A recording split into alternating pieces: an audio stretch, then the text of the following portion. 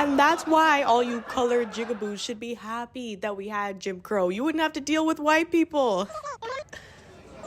See, this is why I can't deal with the woke crowd. You guys can't even take a joke anymore. Be honest, does it look like I boost cars? How many times do I need to come on here talking about the comedians? How many times? We have so much more lore attached to this guy that I honestly don't even know where to start. Firstly, he has a podcast, and that's never a good sign. But seriously, name one good podcast that's just two dudes with a mic that isn't The Basement Yard. That isn't deep in the alt-right. So this video is about a dude who just won't stop, and his name is Andrew Schulz. And he has a podcast, actually more than one. One with Charlemagne the God, another super savory character that the internet loves, and another with a different comic, Akash Singh. Anyway, what's worse than a comic with a podcast? A comic with two podcasts. There's no joke here. And all of this internet tomfoolery started a couple months ago. And it mostly started with Andrew and these two other guys from a different podcast, Shits and Gigs, with their hosts, James and Fuhad. Do you see a theme here? Get the men away from the podcast mics. Because they were doing a promotional podcast tour. I didn't know those existed before this. And then this joke was made. I don't know, you just blow up the other culture. Yeah, so you'll see a guy who's had a black girlfriend, all of a sudden he's got buzz cut, like clean shape up. Glows up, bro. I like that. I like that. They shave their hair because they start losing it. Because they start stressing around this black girl complaining about shit all the time. That's why they gotta shave their hair. Nah, bro, white guys with black girlfriends, they grow beards because there's more cushion when they get slapped the fuck out of it. And people were upset about it, I think, less for the joke itself and more because of Shits and Gigs' reactions. And don't ask me who's who because I don't know which one is Shits or Gigs. I think people felt like, one, it was kind of weird that they laughed so aggressively at it, specifically given that huge chunks of their audience are black women. And it feels kind of weird that you wouldn't like ride at dawn in defense of people that make up such a big chunk of your audience. Like, I don't know what race most of my audience is, but I do know that it's women between the ages of 18 and 35. And to all of the girly pops who watch me, I just want to say, it's a party over here, y'all. It's a safe house, not space, house. Because my data also shows that many of you are into illicit activities. So I know that you need a safe house. But don't you worry, girly pops, my very glossy lips are sealed. Anyway, so much of their audience, that is black women, were like, bro, why would you let this slide? This is such a bottom barrel, ridiculous, unfunny joke. And you laughed at it like that shit was comedy gold. It wasn't even comedy aluminum. I think a lot of people just felt like we rode at dawn for y'all, but when the world needed you most, you giggled. But they did respond to it and they did apologize, basically saying that it was more of an uncomfortable laugh, like they were just put in such a weird situation that they didn't know how to deal with. So they just kind of laughed it off in the hopes that we would just like move on. They said it was a laugh born out of discomfort rather than like actually finding it funny or agreement. First of all, before we get into like specifics or anything like that, obviously there's just literally no excuse. Fight or flight is a real thing and it's so not easy to say, but when you're in those situations, you look at it through a lens of like, bro, if it was me, I promise you I'll stand up, I'll kick them cameras down, I'll smack homeboy in the face, I would say this, I'll do that. But when you're in there, you're in shock. You're in shock, and all you want to do is move on. Yeah, bro, move on is the fucking word, bro. All you want to do is fucking move on. Just move on to the next thing. Just move on to the next thing. So and like we had to say a few times, bro, just move on. Just move on. So many different topics. We were like, move on. Yeah. And it's not even like about pity laughs or anything, but we just wanted to get out of that situation. Literally get out of that situation, keep the ball rolling. Some people were receptive to that. Other people said, okay, but what about the other shit on the podcast that he said that you didn't like, that you seem to have been able to shut down? And then the internet did what the internet does. Dig. A whole lot of digging. And some people were able to bring up some other clips from their podcast where they felt like they were disparaging or making jokes at black women's expense. And in response, John and Fruesball took a lot of those videos down. Yo, I hate when people just have names. When people just have names that don't clearly identify who is who. You know what I mean? Who's John? Who's Fiji? I don't know. Like, wear name tags or something. And then, unsurprisingly, Andrew re-entered the conversation. I feel like a recurring theme in a lot of this is that Andrew seems to constantly be there, despite the fact that the conversation constantly seems to be trying to veer away from him. Because honestly, the biggest part of the controversy that I saw was John and Fiji's black woman audience just being upset with them for not saying anything. But somehow, every time we try having a conversation that doesn't have anything to do with Andrew just rises like a phoenix out of the fire. So Andrew reinserted himself into this yet again, basically kind of getting on them, I guess, for giving into the woke crowd. Which, what does that mean to racists these days? Because it's kind of just starting to sound synonymous for black. And to be honest, low-key, I don't even feel like it matters. Because coming from a strong marketing background, I've Googled things about marketing before. If you're woke in the way that he means, in the same way that your audience is woke, in the way that he means, I don't see what would be the big deal siding with the woke. Just from a marketing standpoint, I don't know. Logistically, I feel like it makes the most sense. But thanks to Andrew's incessant need to be the center of the conversation even when nobody's talking to him anymore, people started digging into his comedy and realizing, oh, we're just letting anyone call themselves a comedian these days, huh? So many of the clips of Andrew's comedy that were going viral around this time appears that he relies pretty heavily on making fun of like marginalized people for his jokes. And he's like so obviously one of those white guys who maybe grew up with like black friends and decided that that was all the in that he needed to making fun of any kind of person that he wanted. But I feel like every black person has come across these kinds of people who insist that just because they had 2 black friends growing up and listened to rap music, that they should be allowed to say the N-word and they have a full pass to just make fun of people and be deeply embedded into a culture that they don't know dick about.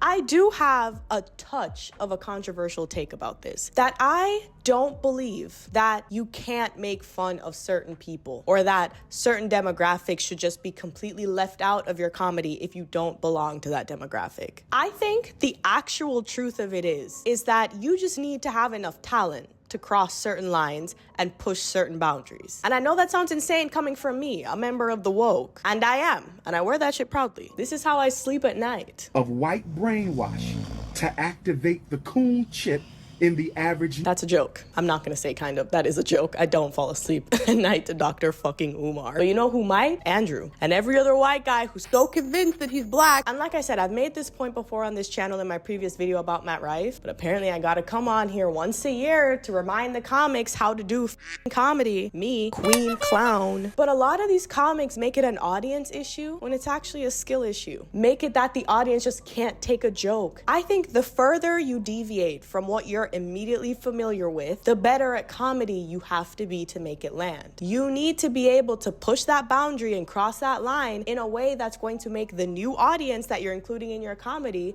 laugh with you. But if you decided, you know what, I've had some funny experiences that involve black people that I want to start including, maybe with disabled people that I want to start including, you want to make sure that these audiences also find your joke funny. Because if only white guys are laughing at your jokes about black people, ooh. But when you want to expand into including all these different demographics in your comedy and make it land with the people in that demo, you're gonna have to expand your cultural understanding. You're gonna have to be smarter. Yeah, and that's it, really. And when you don't do that, or when you can't do that, then your humor relies on laughing at that audience and that demo rather than with them. And that's where you're always gonna fall off. That's when it's not gonna be funny anymore. Because nobody really wants to be laughed at, especially not all the time. Because if you're deviating from humor about being white and a guy, then you're making fun of demos who are getting made fun of a lot. So if you're just gonna be another white guy laughing at black women being like, oh my God, they're so ghetto and evil, the key is to get black women to also laugh at the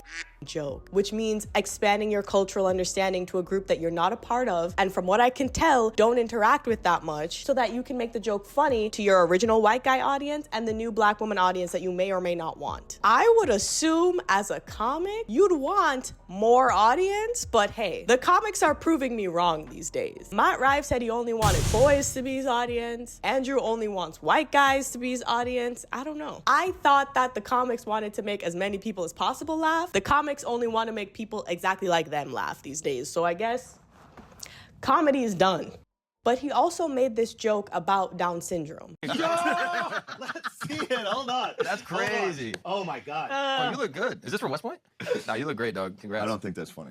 Which someone on his podcast has someone in his family that has Down syndrome who regularly jokes about it in his own comedy specials, isn't laughing, didn't find it funny. But you see, there's no joke here. You're just laughing at his Down syndrome. That's why the shit's not funny. That's why it's not landing. And it's just really obvious that it's because this is just outside of your realm of understanding. You just don't understand enough disability speaking about Down syndrome to make a clever, funny joke about it that would be funny to someone who has someone with Down syndrome in their family. You didn't make a joke. You just made fun of someone with Down syndrome. Is it clicking? And then our Lord and Savior, as well as Chloe Bailey's future husband, Kendrick Lamar, entered the ring. Shit has been a mess out here, Kendrick. The raccoons and the whites are acting insane. But I do understand that he's been busy dealing with the Canadian raccoon problem. And let me tell you, Canada has some of the world's biggest raccoons that I have ever seen. But Kendrick came in and did what he does best. Make a song about something contemporary, calling out some stupid bullshit. And also, Kendrick, if you're seeing this, I see that you and SZA are going on tour, and that it looks really good, but you know, I've seen both of you before live individually, and I'd be so sick to see you both together. That would be great. And maybe just send me a ticket or two, maybe just one ticket. Fuck my friends. I don't give a fuck if they come. But he came in and said this little line in a song: "Don't let no white comedian talk about no black woman. That's law." A hit dog always gonna holler. Because Kendrick didn't have to say a name for us to obviously gather who he was talking about. Jake and Funhouse. Now, if Kendrick had dissed me in a song, I too would be crashing out. But the major crash out isn't happening from Jake and Funhouse. It's f***ing Andrew again. Now, in my opinion, it's very obvious to me that Kendrick doesn't watch his show. I would assume Kendrick is probably familiar with Shits and Gigs and was also just disappointed in the clip of what they did on Andrew's show, which is why his song lyric was directed at them. Despite the fact that, yet again, I feel like the conversation is a lot more centered on them than him, he has responded to it in the most insane way that a person could. Everybody in security, they will kill me, they will destroy me, they'll find me in the street, but just Kendrick, I would make love to him. There's nothing he can do about it. Just Kendrick Lamar, I would make love to him, and the only thing that he could do is decide if it's consensual or not. So that was insane. Also, I don't know if you're noticing, but your boy on the left in the SF Tech Bro hoodie is about to explode if you don't look at him. He would kill for half the attention that you've been giving Kendrick Lamar these last few minutes. Listen, I don't know y'all's whole dynamic, but that laugh had a very please love me energy about it. So just give your boy some love. But you know what also gets me the most with this Andrew Schulz and Matt Rife method of dealing with a bad joke, going on these podcast tours in defense of your humor, is how unbelievably and unshakably corny it is. Like, God, it is so embarrassing to have to do this. And then I said, let me get some of that pot roast. Sorry, I don't get it. So the pot roast from Act 1 was a metaphor for life. I think, comic or not, everyone's experienced telling a bad joke. And there's nothing more embarrassing than having to explain it or having to say, get it, or getting super defensive about it. Because the entire premise of a joke is you say something and people laugh. And when that whole dynamic doesn't go to plan, it is a little embarrassing, I get it. But your reaction to it is what determines how embarrassing. Because there's scales to embarrassing. Embarrassment is on the spectrum, much like myself. And this whole press tour of defending your joke, calling Jill and Funnel Cake too woke, threatening to unconsensually sleep with Kendrick Lamar, and getting this defensive over a stupid joke is just the most uncomfortable part about it, to be honest. Just say, haha, I guess it didn't land and move on. Why isn't that an option anymore? Even if you still disagree that everyone is too woke, it has this like defiant child energy. Like, have you ever babysat a kid and they hit you, and then when you say like, ow, that hurt, they start crying? It kind of has that energy. You know what I mean? Any joke that requires a press tour of defending was just never that good of a joke. So what was the point of this video, and what is the wrap up? Tighten up the fucking shit, boys. I don't want to make any more videos teaching comics how to do comedy.